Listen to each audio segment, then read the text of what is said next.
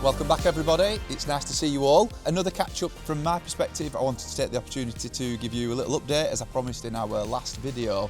Me and the team were in London on Monday. We were at the AA Awards, which we were one of 3 finalists for the UK Hotel Spa of the Year award.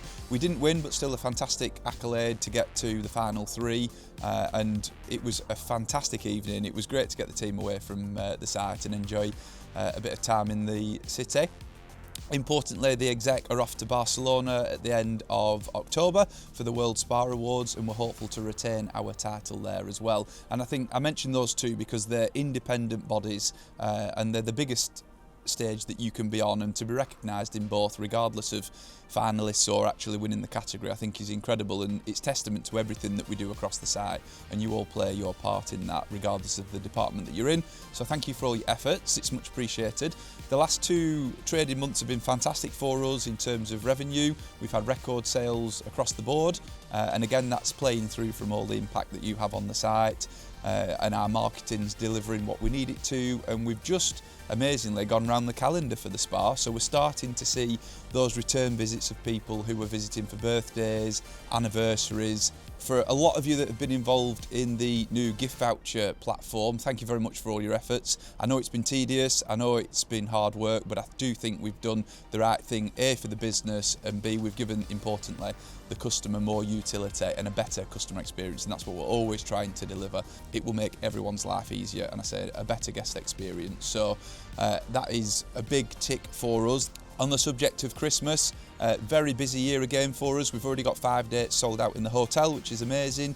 Bertram's has its key nights almost already looked after. Christmas Day looks like it's going to be a record for us, and the lounge has got some nice party nights set up as well. So it's a great period for us. I know it puts a lot of you under a lot of pressure for 3 weeks, but you can tell the effort that you put in when the plates are coming out, and you can see what's not coming back, that everyone plays their part in delivering an amazing experience. It's a bit of a learning curve for us for Bertram's this year in terms of the increased capacity, but I'm very confident we'll have a strong trading Christmas this year, and I think we'll have a record Christmas, and that's thanks to all of you playing through the night, getting us reset up for the next day, prepping, service, everything's consistent, and it's really important and appreciated. I think weddings has been a really interesting market for people nationally.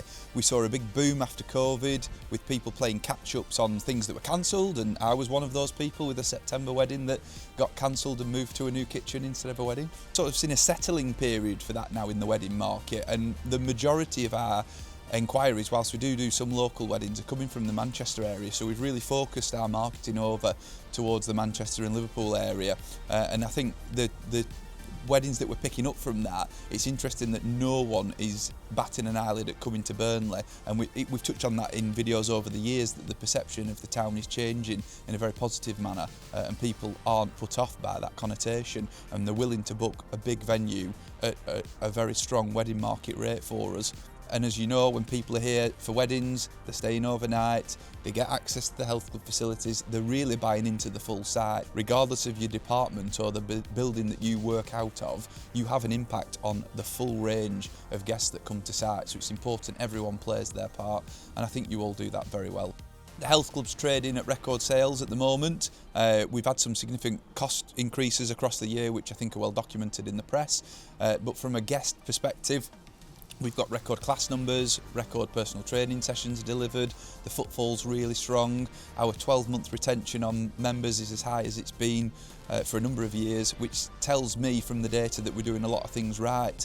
And anecdotally, walking through the club and training myself, people can tell there's a good vibe around the place, and we're nice and busy.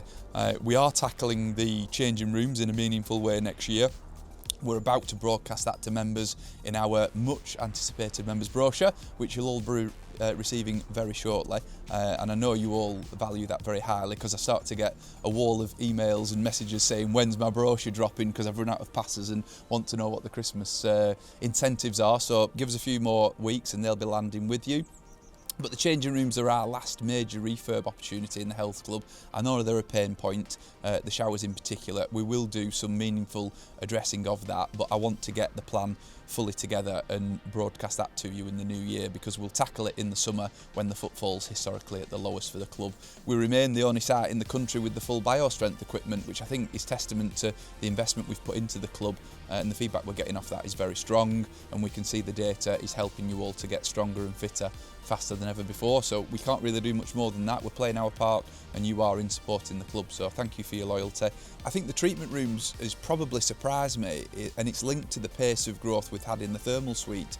When we were planning the spa years ago with the architect, we were talking of jumping from 11 to 16 treatment rooms, and that in percentage terms is significant. And there was concerns raised mainly by me, and was quite vocal of, could we attract enough talent to fill the rooms, given we've no on-site accommodation and we've got a fairly narrow commuter belt, and we've obviously managed to do that. We've got a fantastic team of therapists, a real broad array of skills in that team. We have transitioned the customer treatments mainly towards a massage base, but I think that's where the day spa market is.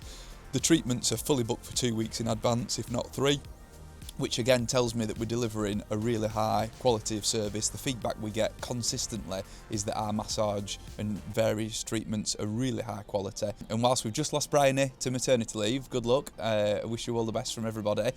We've still got a good handle on everything up there, and we're getting a lot of good feedback, super busy in there, and we're very happy with the way that that business has grown since we've added the new rooms. And obviously the retail space has been a significant change for us as well.